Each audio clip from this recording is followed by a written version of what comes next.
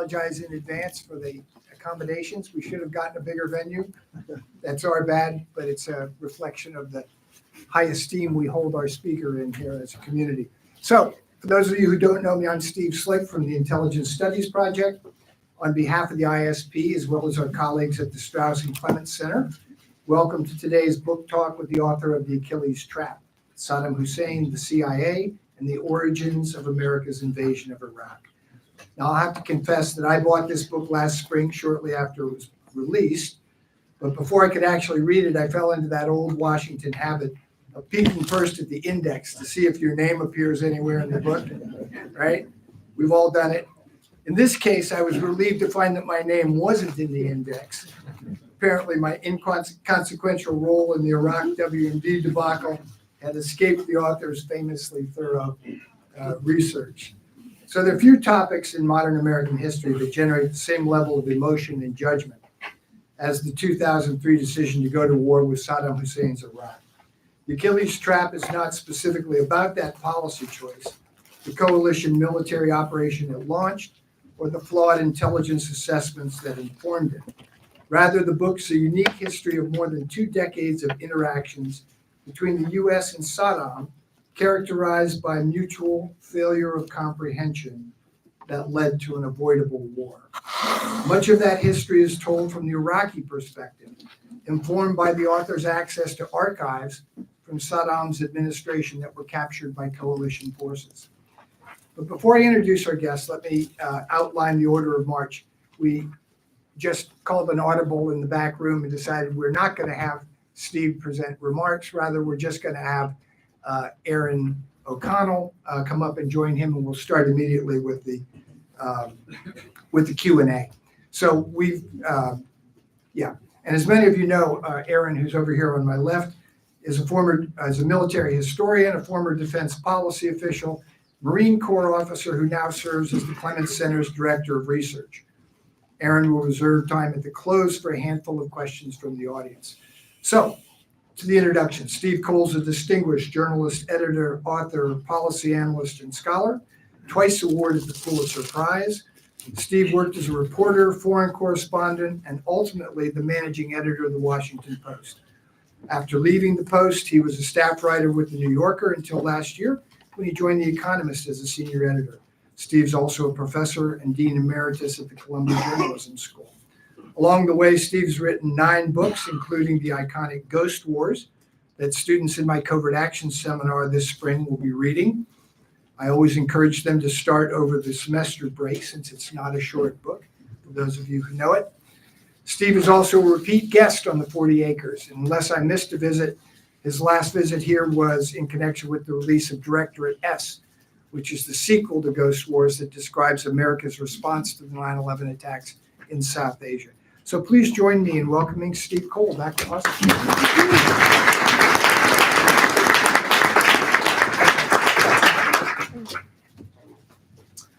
Thank you very much.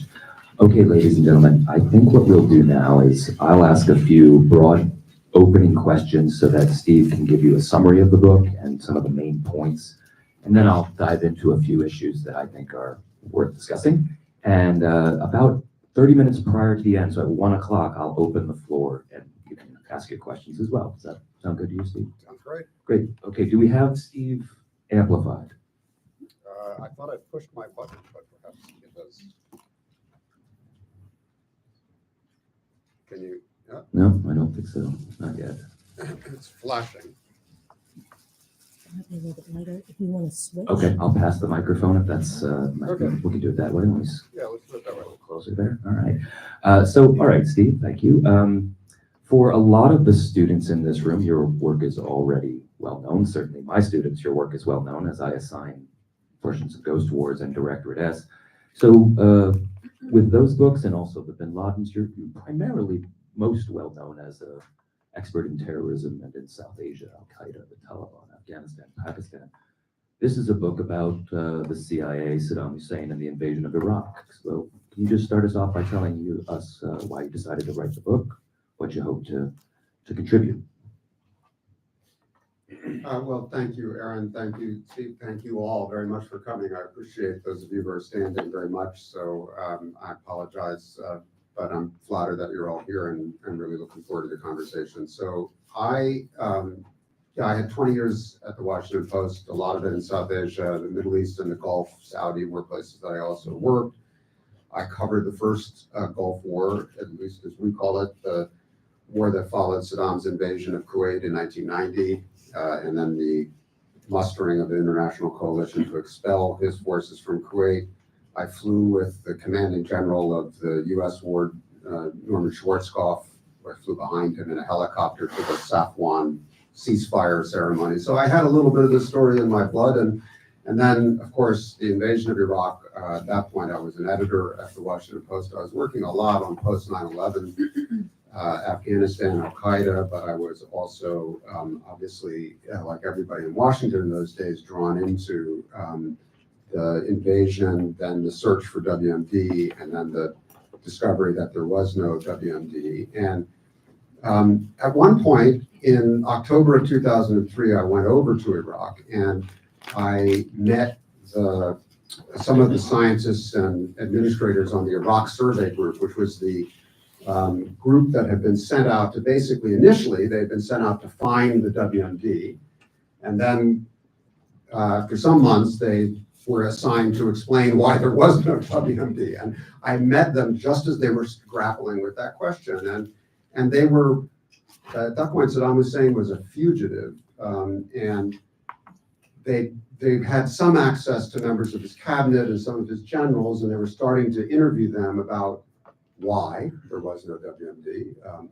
And they were musing out loud about this. And it just really struck me as a remarkable question. How could this was in some ways more interesting than the other narrative of the war that had led to the invasion, just as a puzzle. What was the explanation?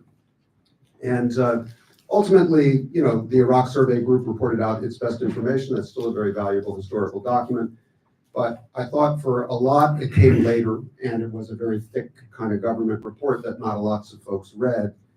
And with the war being so polarizing, also, there wasn't a lot of space for that kind of investigative, analytical, doesn't have a clear political conclusion sort of approach to where people were getting exhausted by the subject as well when it came out. So for many years, I thought that question remains of interest to me. And then some years later, around the time I finished Directorate S, I discovered that that Saddam Hussein had tape recorded his leadership discussions more assiduously than Richard Nixon, that there was this massive archive of his contemporaneous conversations with different forms of his inner circle, and that these were accompanied by lots of memoranda and other records from the presidential office.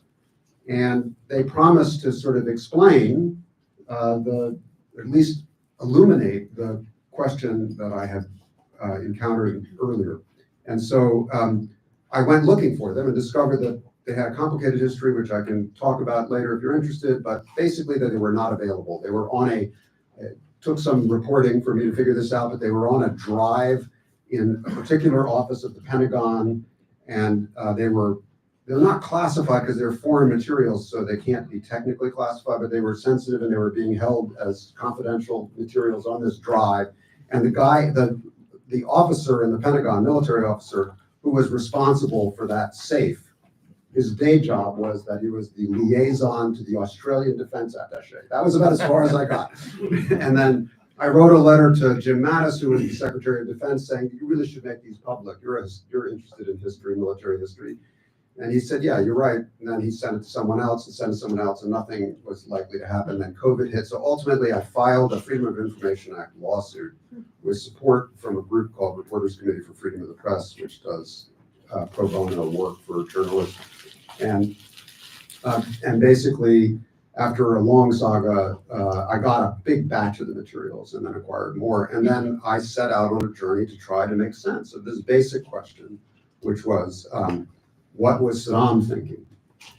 We always ask, for good reason, why did we invade Iraq on the basis of an assumption that turned out to be so profoundly mistaken. But you can also ask the question, why did Saddam create an impression that he possessed WMD that he did not possess, to the point where he lost his regime, he ultimately lost his life, he lost his son's lives. And this was a man who had been very shrewd about holding on to power for a very long period of time. So how had he gotten that wrong? And this was the missing piece. So my goal in the book was to try to enlarge our understanding of the origins of the war, to get out of the, very narrow American political debate about and very important American political debate about why we had pulled the trigger, but also now with the passage of time to try to consider that this was a history that included Iraqis and particularly included Saddam. And in order to reckon with our own mistakes, we had to account for him and for his mistakes. And that then required a journey that went back in time to the beginning of the U.S. relationship with Saddam, which goes all the way back to the 80s. Thank you very much. That's actually, I'd like us to go right to those beginnings of the U.S. Relationship with Saddam, but actually earlier than the 80s. Can you briefly talk to our audience about how the Ba'ath come to power in Iraq, and importantly, whether the CIA was involved? Obviously, a big part of this story when we get into the 80s is how much does Saddam trust the Americans? How much does he think that the Americans know everything or don't know anything? So what kind of contact had he or the party had with the American government prior to, and how does he end up in power in Iraq? Okay, you're asking me a question about something that is treated in the book in about 3 paragraphs, maybe 4 paragraphs, but which could be an entire book unto itself, so I'm going to have to be very concise. So Saddam grew up in the age of Nasser, in the age of pan-Arab nationalism, and the Ba'ath Party was an element, political, ideological, of that era. And he was a young man from a hard place outside of Baghdad who grew up self-made and with some mentorship within his family that drew him into Baghdad at a time of highly unstable and increasingly violent politics. He established himself within the Ba'ath Party, which was one of the groups in Baghdad competing for power after the royal family more or less was overthrown. He established himself within the party as a gunman, basically. He shot some relatives that he didn't like, probably at age 15, over matters of prestige in the family and employment. And then he became known as the guy who would smuggle weapons, who would use weapons, and he participated in an assassination attempt against the first strong man to follow the royal family, and they missed him, but he made a lot of great movies about it later when he came to power, celebrating his role. They look like John Dillinger gangster movies in the dark. But he escaped. He went into exile in Cairo, and while he was in exile in Cairo, one of a series of coups d'etat occurred in Baghdad, and this one brought the Ba'ath Party, without Saddam involved, to power. And there is a question of interest to historians, which I'm just going to have to treat parenthetically, of whether the Kennedy administration in particular had authorized the CIA to get involved in this particular coup because the people on the other side were the Iraqi Communist Party. The Iraqi Communist Party was seen as, in that era of the Cold War, a direct threat to American interests in the Middle East. And there clearly were contacts between the U.S. Embassy and the Ba'ath Party during the time that they took power. And there clearly were contacts between the U.S. Embassy and the Ba'ath Party during the time that after they took power, they basically went and slaughtered every communist they could find in Baghdad. What was the nature of those contacts? We don't know, because the material is still classified all these years later. And there have been some historians that have made them. You can read, if you read the footnotes of the Achilles Trap, you'll find a piece in a historical journal that, if you're interested in it, is the best what we know today, and I think quite fair-minded. But the basic thing is it's still a black box, and I assume it's a black box because the information is not entirely clean. But I don't know in what way it's complicated. All right. So Saddam comes back from exile. There's another series of coups. He rides a tank into the Republican Palace in 1968. Glorious day, kind of a bloodless revolution. He's still kind of the strong man. His job is to like get rid of all of their opponents, put them on planes into exile or otherwise. He becomes number two to a relative of his who's the president, and he basically builds up the secret police as number two. And again, he's younger, more vital, more ambitious. His relative is, you know, a senior and less determined individual. And Saddam is increasingly seen as the power behind the throne. Then one day in 1979, he takes over. And that's the beginning of Saddam Hussein's rule. Now, lots of things are going on in the neighborhood. The Iranian Revolution is happening next door. This is where America comes in. So whatever it was we were dallying with in the 1960s, this was not really a central area of American diplomacy. We could barely, after 1967, we didn't have an embassy. Some diplomats came back in the early 70s working in the most cramped conditions in a rental that belonged to the Romanian embassy. The book goes into some of the flavor of what it was like to be an American in Iraq in those days. We were not big players. But that changed because of the Iranian Revolution. So after the Iranian Revolution had consolidated, Saddam decided to start a war with Khomeini. And this was one of a series of strategic miscalculations that he made. But he had the idea that the revolution was so fractious that if he just drove a military wedge into the middle of it, particularly into Arab-speaking parts of Iran, that the revolution would fall apart and he would benefit from that. And this turned out to be wrong. And so he started the war. As those of you who have taken a look at that part of Middle East history know, it quickly bogged down into a stalemate, a grinding, very costly stalemate in human terms. And the lines shifted for a while, but it just looked, Saddam quickly realized his theory of the war had been wrong, and he was looking to settle, but with dignity and on his terms. And Khomeini, at this point, had decided that Saddam had to go. Khomeini was saying, we're going to hang him from the nearest lamppost. We're not going to quit this war until we get to Baghdad and throw him out of power. So Saddam had that dilemma, an implacable foe in Khomeini. So turn the clock forward. Spring of 1982, you're in the National Security Council where Aaron worked, and the team for Ronald Reagan in the Middle East is looking at satellite photographs of the war, which they monitor, and they had distinctive abilities compared to today when everyone can see everything. In those days, we had kind of a quasi-monopoly on some of this satellite photography.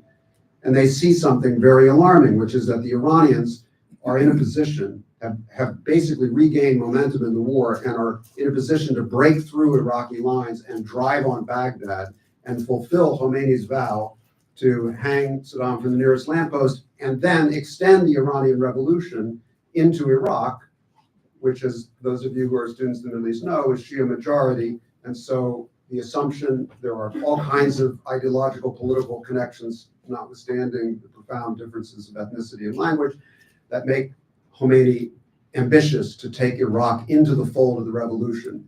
And the Reagan administration is now, after the hostage crisis at the embassy and with Lebanon on fire, the last thing they want is for Khomeini to capture Iraq's oil and political control of Iraq. So they're desperate. How can we tell Saddam that he's about to lose the war? So they send a CIA officer, a guy named Tom Sweaton, who's still alive, lovely guy, who lives in Vermont, and whose adventures are recounted in the book. And he flies into Baghdad with the help of King Hussein of Jordan. And he basically says to Saddam's people, there's some complications in color, which I don't have time to recite, but basically what happens is he says, I got a present for you. These are satellite photographs. They show you what we can see, which is that the Iranians are coming for you, and you need to do something about it. Well, to your question, Saddam was very suspicious. Basically tried to throw his weapon out initially, and finally he let his generals look at the photographs. And they compared them to reality on the battlefield, and they essentially went to Saddam and said, look, boss, you're always right, but these photographs are extremely helpful because they accurately depict enemy formations that we cannot see, and we cannot do aerial reconnaissance. We don't have that kind of an air force. So this is actually pretty helpful. And Saddam then authorized what became this remarkable liaison in which we fed the Iraqis satellite photography or ink drawings based on satellite photography to keep them apprised of what the Iranians were doing and to warn them when they were in trouble. And also eventually to give them target sets to try to hit Iranian military targets behind the front lines. Throughout this period, and I'll stop when I get to the end of the 80s, but throughout this period, Saddam was the only one in his inner circle, and this is where the records are so much fun to live with. There's some good recordings from the 80s as well. Saddam was the only one in his inner circle who said all the time, there's something wrong here. The Americans are giving us this, there's something wrong. This is not square. And I'm not even sure I want to be doing this. He was continually worried about it. And his generals, again, kept saying, you're always right, but these are accurate photographs. And there's no way, and he said, well, I'll bet you they're being doctored to lure us into a military disaster. And his generals would say, well, of course, that's theoretically possible, but the photographs we do get week to week to week to week are in fact accurate. We can go up on the hill, and we can look down, and we can see that stuff that's there is in the photographs. So it helps us. Then he said, for a while, he said, okay, all right, I believe you. But if they're giving them to us, they're also giving them to the Iranians. Because what they want, they want Iraq to be contained as much as they want Iran to be contained. I'm too threatening to them. And after all, the world runs on an American Zionist conspiracy where the Gulf kingdoms are, sort of subordinate players. He had a big theory of the world that he never shook, and they are not going to be playing this straight. So if it's not doctored photographs, it's a double game. And Tariq Aziz and some of his sort of diplomatic colleagues would tell him, well, boss, you're always right, but the Americans assure us, their ambassadors come in and swear on whatever is holy to them that they are not double dealing. Saddam started to get intelligence that maybe the Israelis were selling weapons to the Iranians. He would bring that up in the meetings and say, I'm not crazy. There's something going on here. Okay, so who remembers what happened in November 1986? Sir. Are we talking about Iran-Contra? We are. We're talking about Iran-Contra. And everyone over 40 probably remembers Iran-Contra. But for those of you not in that generation, there was a shocking news event in Washington, D.C. in November of 1986 when the Attorney General of the United States, Edwin Meese, had a press conference in which he basically said, well, a couple of things we've learned. One is that the United States, in partnership with Israel, has been selling weapons to the Iranians in the hope that they will then release American hostages and other hostages that their proxies had taken in Lebanon. And also the profits generated from those sales seem to have been used to work around Congress's restrictions on aid to the anti-communist Contra rebels fighting in Nicaragua. Okay. This may not sound like a big thing right now, but at the time, it was a jaw dropper. And a number of hearings, the number of criminal trials, the number of books that ensued was on a large scale. And so the only person in the world who wasn't sure, and all of our Arab allies were absolutely flabbergasted that we would be doing business with Khomeini, their enemy.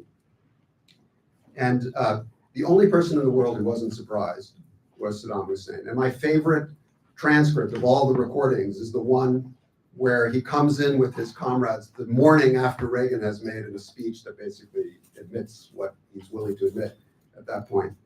And he basically just says, I told you so. So rambunctiously and with a lot of humor. And he basically says, just remember, this is how the world works. America and Israel are engaged in a permanent program to subordinate the Arab world. And anyone like me who sticks their hand up is going to get in their sights. And they are also in line with, as he would call them, the Persians, the Iranians. This appearance of ideological conflict caused by the Iranian Revolution is a mirage. There is a permanent structural conspiracy between the United States, Israel, and Iran that I've known about since I was 16. And I've been trying to tell you about it. And none of you all kind of, scoff. I can see it in your eyes. You don't really believe me. Now you know. This is how it goes. And what's important about it is, I think it's entertaining and interesting and important as history in itself. But what really struck me as I did the rest of the work leading up to the invasion and to the way 9/11 figured in his calculus was that in the 90s, years later, long after even Americans who were excited about the Iran-Contra matter at the time had forgotten about it, he would bring it up again in conversation with his comrades. People would say in the 90s, the question was, should we cooperate with the United Nations? Should we cooperate with weapons inspectors? Should we be good global citizens? Will we be rewarded for that? Because the promise was, if you'll cooperate with your own disarmament, we'll give you sanctions relief. That's what, at least on paper, the promise was. And he was very skeptical about cooperation. And one of the reasons was, and he would say this is, don't forget, there's only one way the world works. What happened in 1986 is the clue to the way you should analyze the demands that are being made of us now. There's a mirage, and then there's a deep structure. And I'm making my decisions on the basis of the deep structure. That's fascinating. Thank you so much. So we're going to start moving towards the 2003 invasion of Iraq, which is, of course, this is the story, the origin of that decision. And when the U.S. invades in 2003, it does so ostensibly because of a WMD program that's generally accepted to exist and to be true, and because of a claim about a nexus to possibly working with Al-Qaeda, which was disputed at the time. But can we get to not just how does Saddam Hussein get the weapons, but you write in the book that thus began a decade during the Iran-Iraq War of not just accepting Saddam's chemical weapons usage, but effectively collaborating with him. You've mentioned the targeting data, but is there more? I mean, I'd like you to mention maybe the George Shultz conversation of once it becomes quite clear that chemical weapons are being used, how the U.S. responds. And I don't know if this is addressed in the book, but am I wrong that the U.S. also takes some steps to sort of reduce limitations on dual-use exports and pressures France and Germany to let them start selling some precursor things? So can you just discuss to what degree is the United States involved in the creation of the very arsenal we invade to destroy or get rid of? Well, I think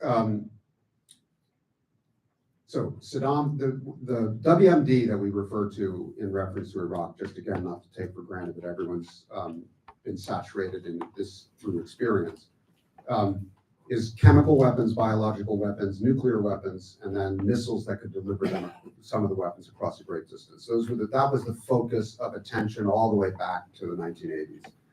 And each of them has a different story, but the one that was the least mysterious was chemical weapons, because he used them openly and extensively against Iran during the Iran-Iraq War, grotesquely at volume. His reasoning was, first of all, he had conventional superiority on paper in tanks, but his generalship was so poor because he kept interfering with it. And the Iranians had these martyrdom-seeking volunteer soldiers that would run in waves at the Iraqi tank lines. And eventually they discovered that chemical weapons was their answer to the Iranian infantry waves. And so they became, in Saddam's mind, the necessary and winning weapon. And so he manufactured and deployed the largest arsenal that has been used on battlefields since the First World War. And now, there wasn't a lot of media coverage of this, and still it was impossible to hide. So gradually it became more and more evident, and the evidence accumulated that this is what Saddam was doing. He also used these weapons against his own Kurdish population when he decided that they were quote, collaborating with Iran against Baghdad. And that is the famous Halabja incident and the Anfal campaign, one of the great human rights horrors of all of the recent Middle Eastern history. I treat it in the book, but I'm going to step aside it here because I want to answer your direct question if that's relevant to 2003. So he had a big chemical arsenal. It wasn't a mystery. And yes, the United States knew all about it. And during the time that they were trying to hold on to this liaison, this intelligence liaison, they could not help but understand that the targeting information that he was being given was likely, they didn't put restrictions on it. It would have been foolish to do so because he would have ignored them, that he could use chemical weapons against those targets as well. There's a DIA officer who wrote a memoir of his experience and who I also interviewed for the book, who went into the battlefield at one point, was literally stepping over syringes that the Iranian troops in their trenches had been using to shoot up atropine, to try to steel themselves for the gas that was coming. So we knew exactly what was going on. And the Schultz conversation was that the Reagan administration, and then not so much into the Reagan administration, it had a problem in Congress, which was that Congress became aware of this, and human rights advocates in Congress were making a big deal about the U.S. position. Were we forceful enough in trying to discourage or sanction Saddam? Because in addition to the covert intelligence sharing, we had also opened up economic channels. There were bank credits for trade, agricultural exports from the U.S. to Iraq, lots of things were flowing. And so Congress said we should put a damper on this until he stops using chemical weapons.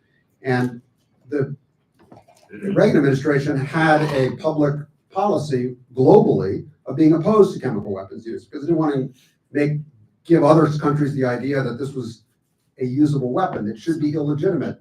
We were signed up to treaties, but also our military didn't want to be out fighting in a gassing environment against other adversaries. So they were stuck. On the one hand, they wanted to signal to the world that, yes, we are still opposed to the use of chemical weapons, but they also didn't want Saddam to get the impression that the Americans were turning against him and then have that undermine U.S. objectives, which was to keep Saddam in power. So there would be these statements where there would be meetings with Iraqi diplomats where the Iraqi diplomat would sit down, at one level, like the assistant secretary level, and the assistant secretary level would say, look, I know you're not going to hear this, but I need to forcefully tell you that the United States is absolutely opposed to the use of chemical weapons in any circumstances, and we're seriously, deeply concerned about what Saddam is doing on the battlefield. And then the guy would take notes and say, okay, well, I'll send this back to Baghdad. And then the Secretary of State, George Shultz, would drop into the meeting, drop by, which is an art of diplomacy, and he would say, respected Secretary, I'm glad you're here. I just want to make clear that while we have a necessary duty to make these statements in public about chemical weapons, we absolutely are fully committed to the status quo in our relationship. So it was a lot of kabuki, and it wasn't really even that hidden from public understanding. All right, let's speed up because I want to get to the big reason that we started this conversation, which is why did Saddam create the impression he had weapons he didn't have? That was my next question. Okay, so, all right. So he had chemical weapons. Those were in plain sight. He had a biological program that, in fact, it was indigenous. It was mostly secret. He did use some germ weapons, but didn't get very far. But he believed in them. He thought they were something that an industrial nation like his should have. And then he had a secret nuclear weapons program that is recounted in the book. I'm going to skip it, but there's an amazing physicist, the Oppenheimer of Iraq, who's on the first page of the first chapter, and who becomes a part of the story of how we got the impression that they had a nuclear weapons program. It's because they did. They had one. They just abandoned it later. So this starts with his decision to invade Kuwait. Another really important episode that I'm not going to go into, but we failed to deter him, and he went in. and we fought the war and we expelled him. In the aftermath of his being expelled from Kuwait, as many of you will remember, President George H.W. Bush decided not to drive on Baghdad. There's been much debate about whether he should have at the time. He decided that it would have been a mistake militarily, and also that the coalition he had built to fight the war would fall apart. And so he was probably right about that, in my judgment, but doesn't matter. He decided not to go. So Saddam was left in power. The alternative to actually invading, following on the victory in Kuwait and trying to knock Saddam out, was to pressure him, maximum pressure, as we call it these days, maximum pressure. And at that time, you had a unified Security Council, because the Soviet Union was on board, and so you could pass very aggressive sanctions resolutions. And essentially, the UN passed a series of resolutions that demanded Saddam's disarmament of chemical weapons, biological weapons, nuclear weapons, and the missiles that could deliver them a certain distance. And stated that until he verifiably disarmed of all of these WMDs, that he would be subject to crippling sanctions. And this was Saddam's realization after he had survived the defeat in Kuwait. There was an uprising against him. He put it down. He's kind of staggered, but he looks around and he sees, okay, now the new landscape. Guy's an amazing survivor, highly shrewd about power. One of the things about these transcripts is that in 2 paragraphs, you can see him say something that is incredibly shrewd and prescient. Like 20 years, he sees the future much more clearly than anyone around him. Certainly, you wouldn't have seen it on the cover of Time magazine. He was so far-sighted sometimes. And then in the next sentence, utter nonsense, total delusion, craziness. And he would toggle between these things. But anyway, his superpower was survival. So he survived the Kuwait War. Now he's facing this crippling sanctions plus disarmament demands. So what is his calculation? And the calculation he makes in the summer of 1991 is the origins of all of the confusion that ultimately leads to the invasion of 2003. Because what he decides to do, there's UN inspectors coming in white lab coats, Swedish inspectors, diplomats, others coming in. They're going to look for all of his WMD, and they're going to literally blow it up. Factories, they're going to burn it. They're going to tear it down, and they're going to make an inventory of it. And they're going to interview scientists about what's the history of this to try to verify that they've got everything. So this is coming at him. And he decides, A, not to cooperate, but B, to destroy all of his stuff. Okay, we'll come back to, What he actually does is he orders his son-in-law, who is the one person he trusts at the time, Hussein Kamal, to oversee with his most secret inner circle bodyguard the rounding up and the destruction of as much stuff as they can get their hands on. So they literally take stockpiles of chemical weapons into the desert at night, and you have this image of them opening up shells and just pouring stuff into the sand. They take missiles into the desert and they blow them up into shards. They dismantle all these nuclear programs and they put some of them on freight trains and send them around the country so that no one will see them. They do all kinds of things to disarm, but do they keep any records? Do they make any photographs of what they've done? Do they have like a bureaucracy that's doing this and keeping track of it? No, it's all done in this improvisational way by Hussein Kamal. So by the fall, certainly the end of calendar 1991, the chemical arsenal that had galvanized the world's attention is basically gone. The nuclear program, which was on the verge of great success, but was mostly infrastructure, not bombs, had been largely dismantled, although there was a lot of documentation about it that was left. And the biological program, more complicated story, we'll skip it. So why did he do it this way?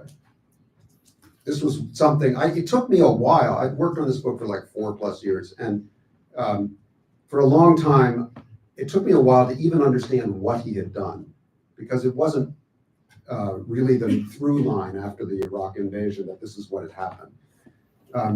And then once I figured out that this is what he had done, it took me a longer time to begin to wrestle with why he had done it. And I can't give you like a definitive answer. I think historians should come back to this and wrestle with it themselves from the materials that he has left us and that the UN and others have left us. But essentially, I think it's fair to say there were several big reasons, and you can argue over what their place in the pie chart should be. One was pride. He was a powerful pan-Arab figure, at least in his own mind, and he had ruled and risen through a form of kind of public self-aggrandizement that was attached to his dignity.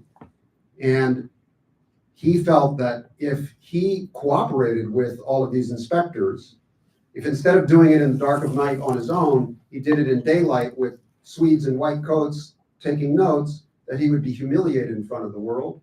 And through that humiliation, not only was that unacceptable to him personally, but it would also weaken him and make him vulnerable to, he just survived an uprising attached to coup attempts. It would make him vulnerable to coup attempts, and it would make him vulnerable to Iran. Khomeini was gone by then, but would give the Iranian government ideas. So he just wasn't going to stand for anything that compromised his position of defiance of the international order and of strength and capacity. So that was the first reason. The second reason was more practical, which was he was like a pretty good poker player, and he had spent a lot of time with the French and the Russians during the 80s. They were his friends, French sort of. They were certainly his commercial partners. And they were in touch with him, of course, because they always have their own thing going, even when they're cooperating at the Security Council. And basically what you hear Saddam telling his comrades is, look, we need to pass these inspections. The French and the Russians are telling me we cannot get caught with chemical and biological and nuclear weapons. That's why we got to destroy them and hide them all. Because if they can't find anything and we pass inspections, then that will give the French and the Russians something to work with at the Security Council, and they can start to loosen the sanctions. And indeed, it was in the interest of the French and the Russians to get back to commercial normalcy with Iraq. And the only way that was going to happen was if the sanctions were found to be no longer necessary. And the only way that was going to be if Saddam satisfied the world that he had disarmed. So he basically, his idea was that, well, if Hussein Kamal goes out in the night and knocks everything down, and then they show up, they can't find anything, I'll get a clean bill of health, and they'll relieve me of the sanctions. Well, that was naive, but it was part of his calculation. So now, in the end, we've said that he wanted to do all of this because he wanted to reconstitute. That it was in his mind always that he would revitalize Iraq and go back to being a WMD power. There's really no evidence of that in the transcripts, but it's a fair interpretation of his life story. So, but this one, he was so far down, he was so far on his heels that he was not thinking about reconstitution. He was thinking about surviving and getting out of these sanctions as best he could. So that's what happened. And the story of the 90s is the story of a lot of really smart scientists, inspectors, and intelligence analysts, sometimes embedded on inspection teams, looking for stuff they couldn't find, being puzzled about why they couldn't find it. And then when they would ask the Iraqis what had really happened, why can't we find it, the Iraqis would lie to them, because Saddam still wanted to preserve his own prerogatives. And that's what led to essentially a snowball assumption that there had to be stuff there, because he could never prove the negative of what he had actually done. About 4 or 5 years in, he started, the inspectors who saw him all the time, Charles Dolfer and others, started to get the idea that, yeah, this is probably what had happened. But they still had a duty to square all the circles and audit all the details. And because the Iraqis wouldn't often tell them the truth, or it was hard to tell when they were telling the truth, And because there wasn't a great paper trail, it was hard to get to high confidence. Eventually, the UN did get to high confidence that he didn't have a nuclear weapons program, but nobody wanted to believe it at that point. So, yeah, if I have time for one more kind of big takeaway Yes, please. thing, And just then to we'll go to finish the questions. story, and then we'll go to questions. There's one other big confusion that I think is relevant to the world we're in now with sanctions and pressure short of war or as an alternative to war, which is because they couldn't find stuff and because they assumed he had it, the sanctions people, including the Clinton administration, just kept saying, well, we're not looking hard enough. We got to militarize these sanctions. We got to put maximum pressure. When they ran out of places to look and they couldn't find anything, they said, okay, obviously he's hiding it inside his presidential apparatus. He's hiding it inside the equivalent of the White House. He's hiding it in his palaces. And we're not allowed to go there because the inspections are meant to be scientific facilities, factories, places that we can name. And so now we're going to declare that we're going anywhere, anytime, and we're going to show up. And if you try to lock us out, that's just going to prove you're hiding stuff. And so there was this militarized effort to put pressure on Saddam's most sensitive sites, the places where he slept, the places where he worked. Convoys would turn up and say, we're going in right now. And then they would put surveillance up to watch how the Iraqis responded, because the theory was if we put pressure on them, the rats will scurry and then the rats will show us where the stuff is hidden. And what happened, they put pressure on them, the rats would scurry and they'd start talking about, oh no, we've got to do something. And they would interpret that as evidence that they were right, there was stuff inside. But someone said it to me this way. What they were doing every day that they did this was the equivalent of some occupying nation in the United States going to 1600 Pennsylvania Avenue, turning up at the old executive office building at 9 o'clock in the morning without a warrant and saying, we're going into the West Wing and we're looking in the National Security Advisor's safe for the stuff that you should have turned over to us. And then being surprised when the Secret Service runs around and goes into that safe and pulls all of the other stuff out and that they don't want these people to see. And that gets interpreted as hiding WMD. No, this scramble was all about protecting presidential equities under pressure because they had a basic idea that none of this was the business of the international community, but certainly not the things that were actually in these file drawers. They had nothing to do with the WMD program, but they had to do with Saddam's internal enemies and his regime and lots of other things. So this was a reflexive misinterpretation that led all the way to Colin Powell's infamous UN speech, because he put those transcripts of SIGINT up as if it was a smoking gun. And the words, if you read the words, they sound kind of incriminating. But if you look at those in the light of what I just described, they're completely, the alternative explanation jumps right off the page. It's just that nobody had a mindset to think about the alternative explanation. Why don't you keep the microphone at this point? So we're going to shift to questions, folks. And what I'd like to do, I'm going to privilege questions from students, but I'll try to get to anybody that we have about 25 minutes. Let me just remind you all that questions end in question marks. They do not end in exclamation points. They do not trail off in an ellipse. They should be in the form of a question, okay? So I'll start with you right there, sir, and Steve, you can answer. Thank you so much. Please speak up too, if you can. Thank you so much. It was a very interesting talk.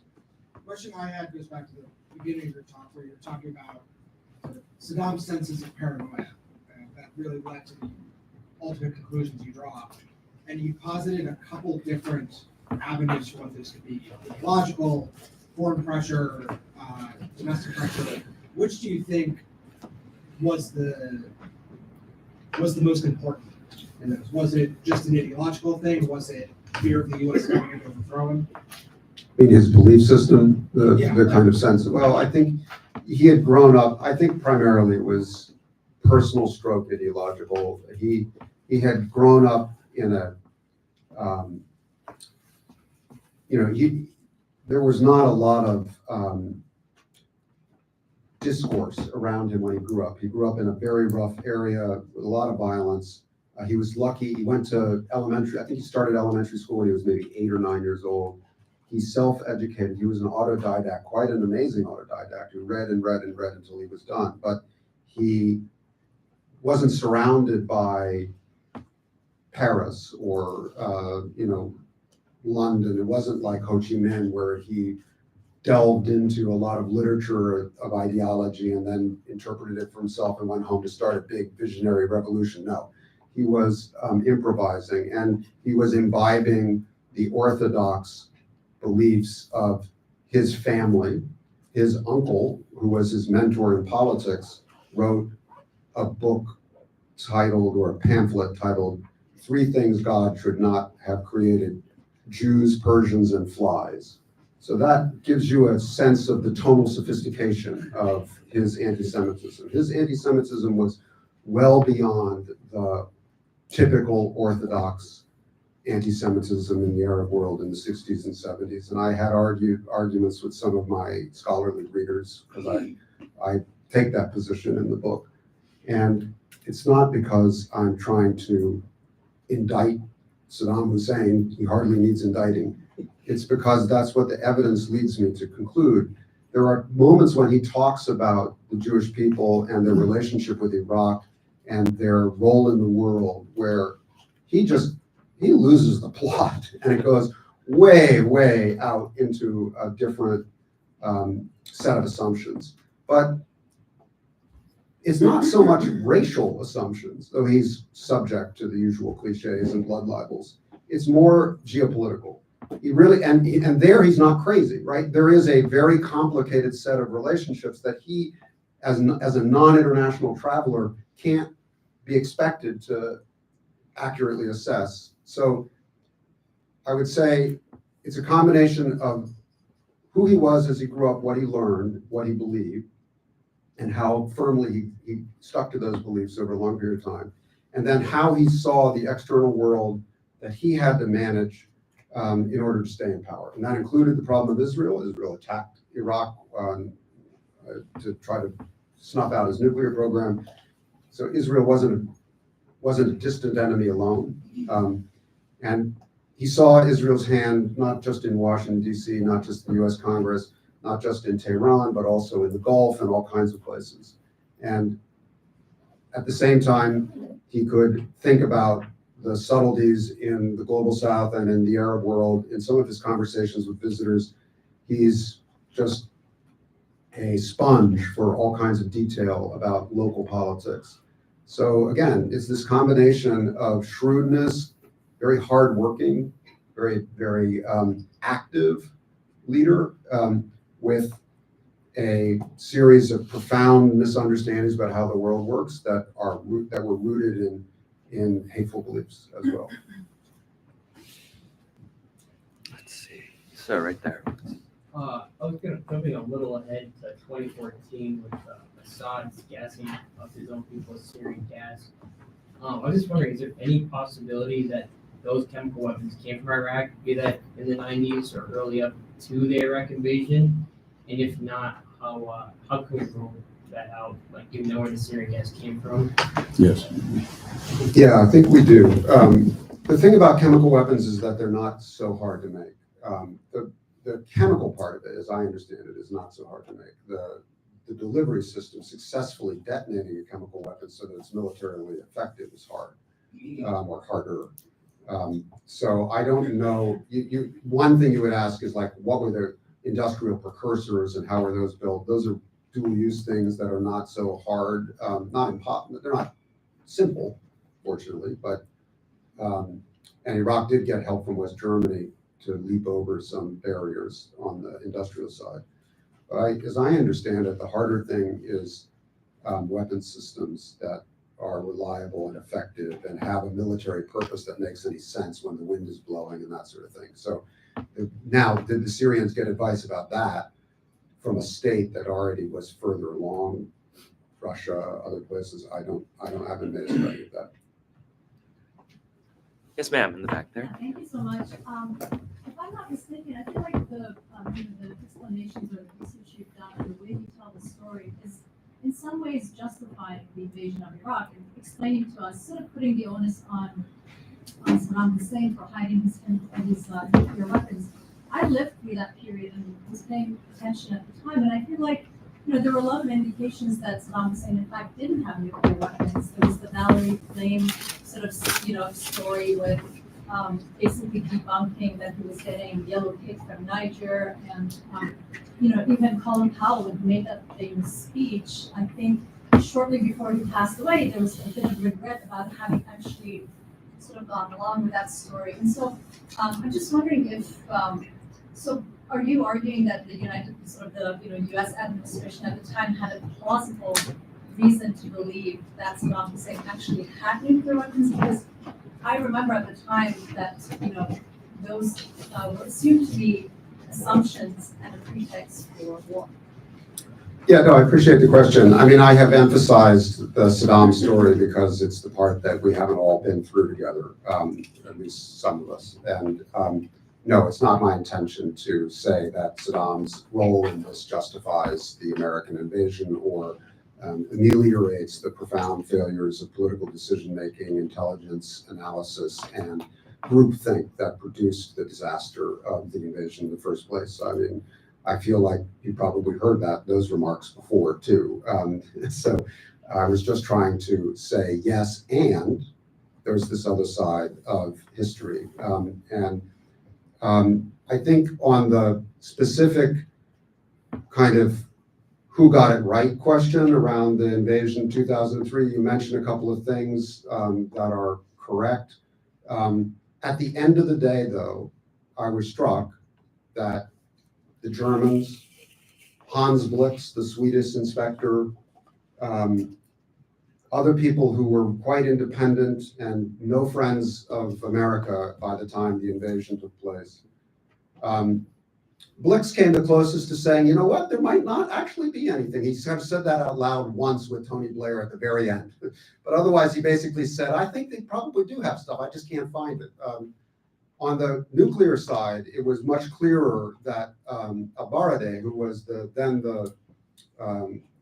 was he at the IAEA by then? Yeah, he was at the IAEA by then. And he basically, in the last round of reporting to the Security Council in 2002, 2003, he basically said the file is closed.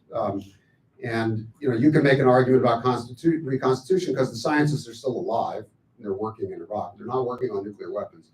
So we're satisfied that that file is closed. Now that was very much at odds with the political speech making. And not just in my book, you have to read my book to see what you think about the way I assess all of this. But, I do go through as speedily, but as comprehensively as I can, because I feel like I have a duty to a new reader, all of the failures of American decision-making, the political misuse of intelligence, the failure of intelligence analysis, and the rest of it. So it's all there. Yes, ma'am, right here up front. I want to go back to what you were discussing about Syria, but take it in a different direction. So I was really interested by what you said about the Kennedy administration and how the Kennedy administration chose to, I guess, bolster the Iraqi Ba'ath Party over the communists. And I wanted to tie that forward to, I guess, the Iran-Iraq War and other scenarios where the United States was still choosing to bolster the Iraqis over some other regional players. Do you think that had anything to do with the Ba'ath Party, or do you think it had to do with them just choosing the best out of a bunch of bad options to support? Yeah, the lesser of two, evils. unpalatable regimes, I think, Right. would be the way to think about it. And but it's, this comes up repeatedly, not just in the 80s when the decision is made to support Saddam, to try to help Saddam not lose the war that he had started with Iran, but also in the aftermath of the Kuwait War when a remarkable popular rebellion against Saddam spread across first Basra, and then I think all but 4 provinces were eventually in some state of open revolt against Saddam. And this revolt was a consequence of the brutal Ba'ath misrule of the previous decades, but also it coincided with an invitation by President George H.W. Bush to take care of Saddam I'm not going to go to Baghdad, but I'm calling on you, the Iraqi people, to do it. And then they did. And if you talk to those in Basra or in Najaf or Karbala, other places, where you go back and look at the records of testimonies of survivors of that revolt and the crackdown that followed, that were built for the Iraqi trials post-invasion. I mean, a lot of those who did revolt believed that the United States would come to their support. And when you then go back to the Bush administration and ask why, how did that decision not to follow through unfold, the biggest factor is the same thing that brought the US to Iraq in 1982, which is they feared that their intervention would ultimately empower Iran, and that they would rather have an intact Iraq under a weakened and partially disarmed Saddam than to have a fragmented Iraq that was controlled by a revolution that was certainly included some people who were sympathetic to Khomeini, and some people were walking through the streets of Basra during the early days of the revolt, with pictures of Khomeini. And so that scared the Americans, but also there was a basic fact that they actually didn't want to overthrow Saddam, because the day after they didn't really have a vision of. And when Saddam cracked back down and suppressed the revolution, then the George H.W. Bush administration issued a covert action finding to try to create conditions for a coup. And, Brent Scowcroft, very distinguished national security advisor, has written this in one of his memoirs. He basically said, our theory was not a popular revolution. We weren't trying to empower the people. That was too scary. What we wanted was another strongman who was not as difficult as Saddam. So he said we need to find the colonel with the tank battalion who will do this for us.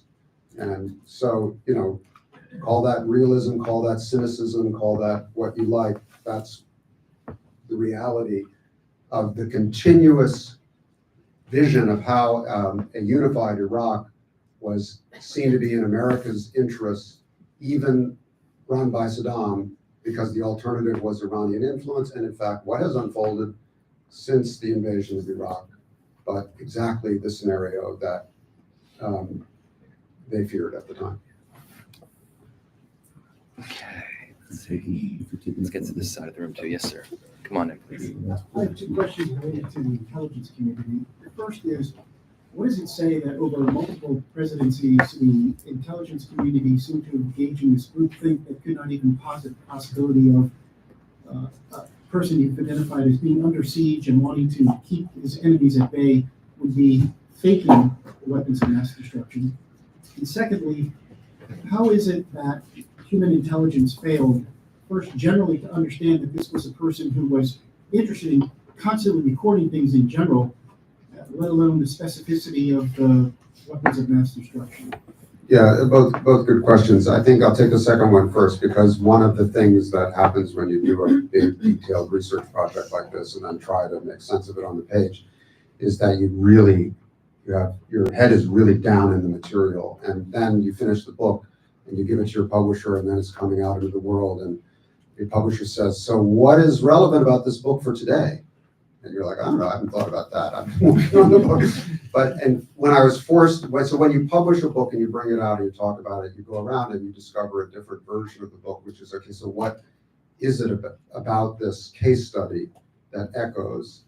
And one of them goes to your second question for me, which is that we had no contact with Saddam during the 1990s. After the Kuwait invasion and once the sanctions regime came in, we broke off all contact with him. And this contributed to the confusion, mutual confusion, and it deprived the United States of the opportunity to perhaps have some of the glimpses or insights that you allude to.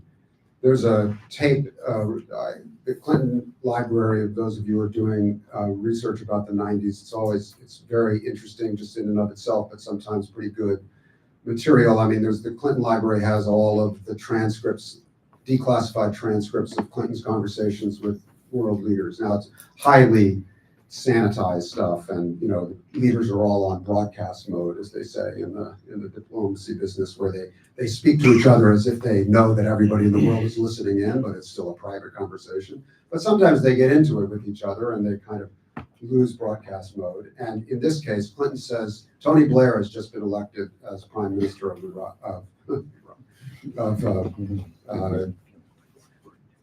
Britain, and he is on the phone with Clinton. They have political ties, ideological ties. And Clinton says to, and they're in some dust up with Saddam about sanctions and inspections. And Clinton says to Blair, so are your people talking to Saddam? Do you have people in Foreign Office or your intelligence services who are in touch with him? And Blair says, honestly, I just got here. I don't know, but I can check. And Clinton says, because if I could, I would pick up the phone and talk to the son of a bitch. But I can't do it because I would get roasted by Congress, and it's too high of a price to pay in political Washington for me to do that. And so they flew blind. And so the short answer is yes, it was a missed opportunity, but more importantly, should we, I don't try to give advice to policymakers because I have enough on my hands as a journalist. But as a citizen, as a taxpayer, I would like my government to find a creative, clever way to talk to our enemies so that there's no reason to shut them off. Like as a reporter, I know you talk to everybody. We go into prisons and we talk to mass murderers, we talk to everybody. And not because we're trying to enable them or, to honor them, but because that's where the information is. And that's how you stitch it all together and find some kind of circling, imperfect approximation of what really might be the case. And so, especially with closed systems, especially with autocrats and such, it's such a tight inner circle. It's so hard to penetrate. These people are very security conscious.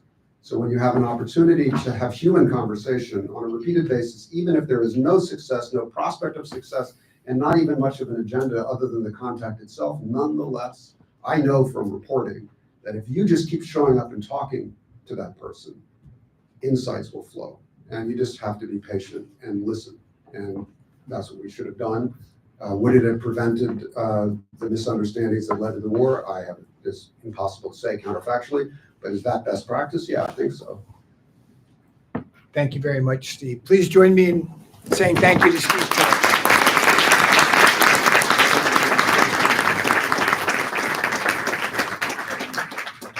Thanks, Coll, for coming out.